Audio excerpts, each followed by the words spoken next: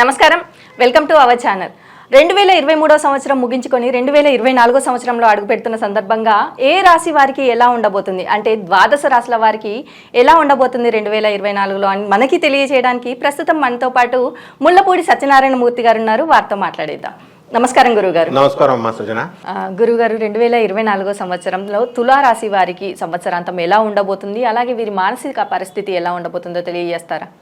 తులారాశి వారికి 2024 సంవత్సరంలో ఇప్పుడిప్పుడే బలపడుతుంది కాబట్టి ఏప్రిల్ 22, 2024 సంవత్సరం తర్వాత గురుడు అష్టమ స్థానంలోకి వెళుతున్నాడు. అదొక్కటే మైనస్. మిగతాది రాహు చక్కగా అక్టోబర్ 30, 2023లో షష్ఠ స్థానంలోకి వచ్చాడు. సో ఫేవరబుల్గా అయ్యాడు. అండ్ వీళ్ళకి 12th హౌస్లోకి కేతు రావడం వల్ల వీళ్ళకి ధార్మికమైనటువంటి ఆలోచనలు చాలా స్పిరిచువల్గా మారిపోతారు. ఎంతవరకు తులారాశి వాళ్ళు చక్కగా వినోద కార్యక్రమాల్లో పాల్గొనాలా, తర్వాత జాతకాలు వీటిపైన చూసుకుంటున్నా సరే మెటీరియలిస్టిక్గా, అంటే స్పిరిచువల్ అప్రోచ్ ఉన్నప్పటికీ కూడా మెటీరియలిస్టిక్గా వినోద కార్యక్రమాల్లో ఎక్కువ పాల్గొంటారు, సోషల్ ఫంక్షన్స్లో. అటువంటి వాళ్ళు సాధువులు అయిపోతారు ఈ సంవత్సరం అంతా కూడా. అంటే కేతు 12 విదేశాలకు పంపిస్తాడు వీళ్ళని, అండ్ గుళ్ళు గోపురాలు పట్టుకొని తిరుగుతారు చక్కగా. కాబట్టి ఈ తులారాశి వారికి అందరికీ కూడా మానసిక ప్రశాంతత వస్తుంది. ఎన్ని సమస్యలు అయితే పరిష్కారం పూర్తిగా అవ్వవు, కానీ మానసిక ప్రశాంతత మాత్రం లభిస్తుందమ్మా, ఊరట లభిస్తుంది. మరి ఆర్థికంగా ఈ రాశి వారికి ఎలా ఉండబోతుంది అనేసి అంటారు? తులారాశి వాళ్ళు ఎప్పుడు కూడా ఆర్థికంగా ఫస్ట్ క్లాస్గా ఉంటారమ్మా. ఏంటంటే వాళ్ళు ఎప్పుడు హార్డ్ వర్కింగ్ పీపుల్. వీళ్ళు శుక్రుడు అధిపతి, రాక్షస గురువు ఆయన. అంటే రాక్షస ప్రవృత్తి ఉండదు. ఇప్పుడు శుక్రాచార్యుడు చాలా మంచివాడు, బృహస్పతి ఇద్దరు కూడా మంచివాళ్లే. కాకపోతే రాక్షస ప్రవృత్తితో మెటీరియలిస్టిక్గా ఆలోచింపజేస్తాడనమాట ఈ యొక్క శుక్రుడు. నేను స్పిరిచువల్గా డెవలప్ అవుతాను సార్ అంటే స్పిరిచువల్గానే ఇస్తాడు. శుక్రుడు యొక్క స్పెషాలిటీ అది. కాబట్టి ఈ యొక్క ఆర్థికంగా వీళ్ళు చాలా వృద్ధి చెందుతారు. కానీ 7 డిసెంబర్ 2024లో వీళ్ళు దాచుకున్నటువంటి డబ్బు అనవసరమైనటువంటి విషయాలకి ఖర్చు పెట్టేటటువంటి సందర్భం కనబడుతుంది. ఇక మిగతా నెలల్లో మనకి బ్రహ్మాండంగా ఉందమ్మా. మరి వీరికి వృత్తి, ఉద్యోగ, వ్యాపార పరంగా ఎలా ఉండబోతుంది అంటారు? వృత్తి, వ్యాపార, ఉద్యోగ విషయాలలో ఈ సంవత్సరం అంతా కూడా బ్రహ్మాండంగా ఉంటుంది. అండ్ వాళ్ళ వృత్తిలో ఆకస్మికంగా వీళ్ళు చేసిన తప్పుడు వల్ల, ఉద్యోగంలో తప్పుడు నిర్ణయాల వల్ల, ఒక మంచి కంపెనీలో చేస్తున్నటువంటి వాళ్ళు రిజైన్ చేసేసి సడన్గా ఒక వేరే చిన్న కంపెనీలోకి రావడం జరుగుతుంది. లేకపోతే దే విల్ గెట్ డిస్ప్లేస్డ్. స్థానభ్రంశం అనేటటువంటిది డిసెంబర్ నెల 7 అంటే కుజుడు అక్కడ కర్కాటక రాశిలోకి వచ్చి నేర్చపడతాడు వృత్తి స్థానంలో. అండ్ ఈ యొక్క గురుడు కూడా అష్టమ స్థానంలో ఉన్నాడు.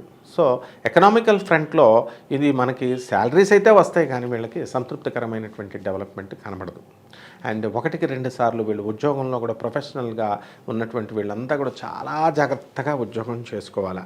ఎంత చేసినా కూడా వీళ్ళ కష్టపడే ప్రాజెక్ట్ సక్సెస్ అయితే వేరే టీమ్ లీడర్స్కి వెళ్ళిపోవడం జరుగుతుంది పేరు.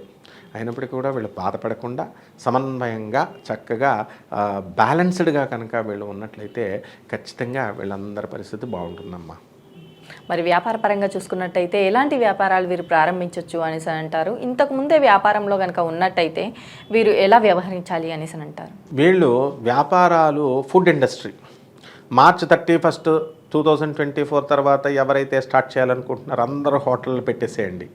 హైదరాబాద్లో ఉన్నటువంటి ఏ టిఫిన్ సెంటరు ఖాళీగా లేదు, ఏ హోటలు ఖాళీగా లేదు. వాళ్ళకి సరిగ్గా లేదు అంటే వాళ్ళ గ్రహం స్థితిలో శుక్రుడు బాగోకపోతేనే వాళ్ళు ఆ వ్యాపారంలో వాళ్ళు లాస్ తీస్తారు తప్ప. అండ్ టీ బడ్డీ షాపు పెట్టినా సరే 3,000 రూపాయలు డైలీ కలెక్షన్ ఉంటుంది. ఆ విధంగా ఈ యొక్క ఫుడ్ ఇండస్ట్రీ, టెక్స్టైల్ ఇండస్ట్రీ, ఇటువంటి ఇండస్ట్రీస్ అన్నీ కూడా వీళ్ళు స్థాపించవచ్చు. ఆ తర్వాత ఎలక్ట్రానిక్స్, సెల్ ఫోన్స్ షాపులు, సెల్ ఫోన్ సిమ్ కార్డ్స్, టెలిఫోన్స్కి సంబంధించినవి, ఎలక్ట్రానిక్స్ వస్తువులు, ఇలాంటి బిజినెస్లు స్థాపించవచ్చు. అండ్ నెక్స్ట్ చిన్న సాఫ్ట్వేర్ కంపెనీస్, ఇవన్నీ కూడా వీళ్ళు స్థాపించుకోవచ్చు. ఇదే గ్రహస్థితిలో ఉన్నప్పుడు ఇన్ఫోసిస్ నారాయణమూర్తి గారు, సుధామూర్తి గారు అత్యున్నతమైనటువంటి ఇన్ఫోసిస్ను అప్పుడు స్థాపించడం జరిగింది ఇదే గ్రహస్థితిలో ఉన్నప్పుడు. ఆ విధంగా ఏ రేంజ్కి వెళ్ళిపోయారంటే మరి చక్కగా వాళ్ళ అల్లుడు బ్రిటిష్ ప్రధానమంత్రి అయిపోయే రిషి సునాక్ అంత అద్భుతమైనటువంటి స్థాయికి ఈ ఇన్ఫోసిస్సే కారణం. అంటే ఆ విధంగా వాళ్ళు ఆ ప్లానింగ్ అనేటువంటిది రాహుగ్రహం అంత ఉన్నతినిస్తుంది. ఇదంతా ఎందుకు ఇస్తున్నానంటే మా క్లాస్మేట్ అయినటువంటి ఎం శేషు, మా సీనియర్ అయినటువంటి వి సత్యనారాయణ అనేటటువంటి మేమంతా రైల్వే స్కూల్ రాజమండ్రి స్టూడెంట్స్. మేము ఇన్ఫోసిస్ నారాయణమూర్తి గారి దగ్గర చాలా క్లోజ్గా వర్క్ చేశారు కాబట్టి ఆ గ్రహస్థితిగతులన్నీ కూడా నాకు అబ్జర్వేషన్ చేస్తూ ఉంటాను. కాబట్టి అద్భుతంగా ఈ తులారాశి వాళ్ళు కనుక ప్లాన్ చేసుకుంటే ఈ వ్యాపారాలలో అద్భుతంగా రాణించడానికి అవకాశాలు ఉన్నాయి. ఇక రియల్ ఎస్టేట్ రంగం జోలికి వీళ్ళు వెళ్ళకూడదు. ఒకవేళ వెళ్ళడం జరిగితే కనుక ఇవన్నీ కూడా 7 డిసెంబర్ ముందే పూర్తి చేసుకోవాలి. రియల్ ఎస్టేట్ 7 డిసెంబర్లోకి వెళితే just give me an opportunity అన్నట్టుగా ఒక్కసారి మన జ్యోతిష్కులకు కూడా అవకాశం ఇవ్వాలి. 7 డిసెంబర్ని వెళ్ళమనండి, ఈ రియల్ ఎస్టేట్ రంగంలోకి వెళ్ళమనండి. లాస్ రాకుండా ఉన్న ఒక్క తులారాశి వాళ్ళు వచ్చినా సరే I will be answerable and I will be liable to their questions. And all the గ్రహాలు ఏంటంటే all the planets they will dictate the people. అంతేగాని గ్రహాలు శాసిస్తాయి, అంతేగాని గ్రహాలు అడుక్కోవు నాయన ఇలా చేయని. సో గ్రహ మూమెంట్ని బట్టి ఈ మన యొక్క జీవన విధానం అనేటటువంటిది, జీవన ప్రవృత్తి అనేటటువంటిది ఆధారపడుతుంది. చాలామంది పోరంబోకులు ఉంటారు. వాళ్ళు ఏమని చెప్తూ ఉంటారంటే దేవుణ్ణి నమ్ముకుంటే చాలు, మనకి గ్రహాలు ఏమి చేయమని. అటువంటి వాళ్ళకి ఆన్సర్ ఏంటంటే ఫస్ట్ మీ అమ్మగారికి తిండి పెట్టు, మీ నాన్నకి తిండి పెట్టు, ఫస్ట్ చిన్న ఉద్యోగం చేయి first, and your knowledge will not permit you. ఏంటంటే గ్రహాలు ఎంత అద్భుతంగా ఉంటాయంటే శాసిస్తాయి అన్నదానికి మహాత్ములు చెప్పారు. ఆ నవగ్రహాలు కూడా దేవతా స్వరూపాలు. కలియుగంలో దేవుడు డైరెక్ట్ చేయడు, నవగ్రహాల రూపంలోనే దేవుడు మనకి ఫలితాలు ఇస్తాడు. చెడ్డవని చేసిన వాడికి చెడ్డ ఫలితాలు, గుడ్ చేసిన వాడికి గుడ్ ఫలితాలు. అండ్ మనం అంతా చెప్పేది ఏంటి, అంత హార్డ్ వర్క్ చేయండిరా అని చెప్తున్నాం. మనం హార్డ్ వర్క్ చేసినప్పుడు ఖచ్చితంగా ఈ తులారాశి వాళ్ళు అత్యద్భుతంగా ఎదగడానికి అవకాశాలు ఉన్నాయమ్మా. మరి వృత్తిపరంగా చూసుకున్నట్టయితే వీరికి ట్రాన్స్ఫర్స్ కానీ ప్రమోషన్స్ కానీ వచ్చే అవకాశం ఉంది అనేసి అంటారా? ట్రాన్స్ఫర్స్ ఉంటాయి, వాళ్ళకి కోరుకున్న చోటుకు వస్తాయి. అండ్ కొంతమందికి వ్యక్తిగత జాతకంలో బాగున్న వాళ్ళకి మాత్రమే వీళ్ళకి కోరుకున్న చోటుకు వస్తాయి. అండ్ కాని వాళ్ళకి punishment, they will be attached to the head quarters. Police డిపార్ట్మెంట్లో మరి పిచ్చి పిచ్చి వేషాలు వేస్తే వాళ్ళు ఏం చేస్తారంటే అడ్మినిస్ట్రేషన్ తీసుకొచ్చి హెడ్ క్వార్టర్స్కి అటాచ్ చేసేస్తుంది. ఆ విధంగా ట్రాన్స్ఫర్స్ కూడా పనిష్మెంట్ బేసిస్లో ట్రాన్స్ఫర్స్ ఇవ్వడానికి అవకాశాలు ఉన్నాయి. కాకపోతే ఎవరైతే ఆనెస్ట్గా కష్టపడతారో వాళ్ళ గ్రహస్థితి వ్యతిరేకంగా ఉన్నప్పటికీ కూడా అడ్మినిస్ట్రేషన్ సుపీరియర్ ఆఫీసర్స్ ఎప్పుడు కూడా గమనిస్తూనే ఉంటారు. వాళ్ళ యొక్క ప్రేమకు పాత్రలు అవుతారు వీళ్ళు. ఎందుకంటే రాహువు చక్కగా షష్ఠ స్థితిలో ఉన్నాడు. And this effects from 30th October 2023. So the golden period ఎప్పుడంటే వీళ్ళకి ఈ యొక్క 30th October నుంచి మనకి April 22, 2024 వరకు దీన్ని గోల్డెన్ పీరియడ్గా మనం చెప్పుకోవచ్చమ్మా. ఆ టైంలో వీళ్ళు కోరుకున్న రెగ్యులర్ ట్రాన్స్ఫర్స్ జరుగుతాయి. ఆ తర్వాత మ్యూచువల్ ట్రాన్స్ఫర్స్ అండ్ పనిష్మెంట్కి సంబంధించిన బదిలీలు ఉంటాయన్నమాట. మరి రాజకీయ రంగాల వారికి ఎలా ఉండబోతుంది అంటారు? రాజకీయ రంగంగా తులారాశి వాళ్ళు బాగానే ఎదుగుతారు. అండ్ వీళ్ళకి November 16, 2024 సంవత్సరంలో మినిస్టర్ల పదవులు రావడానికి అవకాశాలు ఉన్నాయి. పెద్ద పెద్ద కీలక పదవులు, నామినేటెడ్ పోస్టులు అంతా కూడా. ఢిల్లీ వెళ్ళి పైరావీలో చేసుకోని అవసరం లేకుండా ఎక్కడే వీళ్ళకి కూర్చున్న చోటే పదవులు రావడానికి అవకాశాలు ఉన్నాయి. అండ్ అంతకుముందు November 16కు ముందు వీళ్ళు ఎంత ప్రయత్నించినా సరే, ఒక్క ఆగస్టు నెల తప్ప, ఆగస్టు నుంచి November 16 తేదీ లోపల వీళ్ళు ఎంత ప్రయత్నించినా సరే వీళ్ళకి గెలవలేరు. అలాగే ఏ నామినేటెడ్ పోస్టులు రావు. అండ్ ఎవరైనా పైరవీలకి డబ్బులు ఇచ్చి పైరవీలు చేసుకుంటే ఆ డబ్బులు పోతాయి అన్నమాట. ఆ విధంగా రాజకీయ నాయకులకి అనుకూలమైనటువంటి సమయం బాగానే ఉందమ్మా. మరి ఈ రాశి వారిలో ఆరోగ్యపరంగా ఎలా ఉండబోతుంది అంటారు? ఆరోగ్యపరంగా వీళ్ళు అంతవరకు ఇబ్బందులు పడినా November 16 తర్వాత ఆరోగ్యంగా బ్రహ్మాండంగా ఉంటారు. అలాగే ఆగస్టు నెలల్లో కూడా బ్రహ్మాండంగా ఉంటారు. అలాగే రవి మేషరాశిలో ఉన్నప్పుడు కూడా వీళ్ళు బ్రహ్మాండంగా ఆరోగ్య పరిస్థితులు ఉంటాయి. అండ్ ఈ రిమైనింగ్ టైంలో ఈ తులారాశి వాళ్ళకి గర్భకోశ వ్యాధులు, ఆ తర్వాత యూరినరీ ఇన్ఫెక్షన్స్ రావడము, అండ్ డెర్మటాలజిస్ట్ దగ్గరికి వెనీరియాలజిస్టుల దగ్గరికి వెళ్ళాల్సినటువంటి అవసరాలు వీళ్ళకి ఏర్పడతాయి.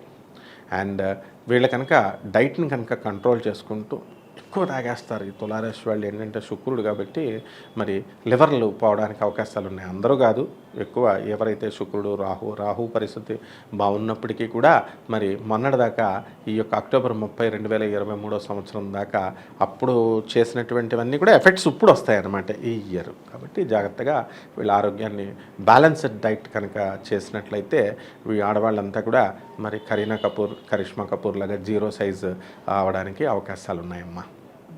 మరి ఈ రాశి వారిలో కుటుంబ పరంగా వీరికి ఎలాంటి సపోర్ట్ లభించే అవకాశం ఉంది అంటారు? 100% సపోర్ట్ ఉంది ఫ్యామిలీ. ఇంతకుముందు పాపం భర్తల దగ్గర నుంచి కోఆపరేషన్ లేదు, తల్లిదండ్రుల దగ్గర నుంచి కూడా వీళ్ళకు కోఆపరేషన్ లేదని బాధపడేటటువంటి వాళ్ళందరికీ కూడా అద్భుతమైనటువంటి సపోర్టు అనేటటువంటిది వీళ్ళకి కలుగుతుందమ్మా.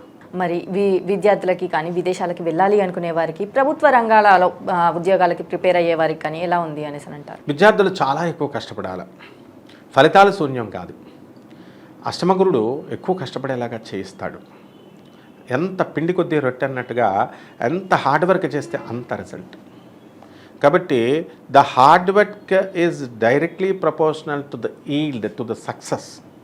అంటే ఈ హార్డ్ వర్క్ చేస్తేనే సక్సెస్ వస్తుందనే విషయం వీళ్ళు గుర్తుపెట్టుకోవాలి.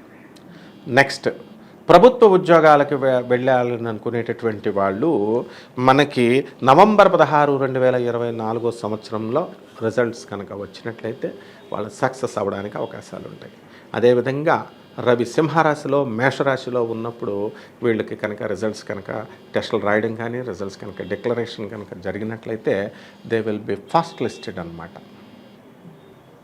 మరి ఈ రాశి వారిలో కొంతమంది కోర్టు సమస్యలతో బాధపడుతూ ఉంటారు. మరి కోర్టు సమస్యల నుంచి బయటపడే అవకాశం ఉంది అనేసి అంటారా? తులారాశి వాళ్ళకి ఇంకా పెండింగ్లే కేసులు. కోర్టు సమస్యల నుంచి ఇంకా అంత తొందరగా బయటపడకూడదు ఎవరు కూడా. ఒక 3-4 సంవత్సరాలు తిరుగుతూనే ఉండాలి. అప్పుడు భార్యలతో గొడవ పెట్టుకోకూడదు నాయన.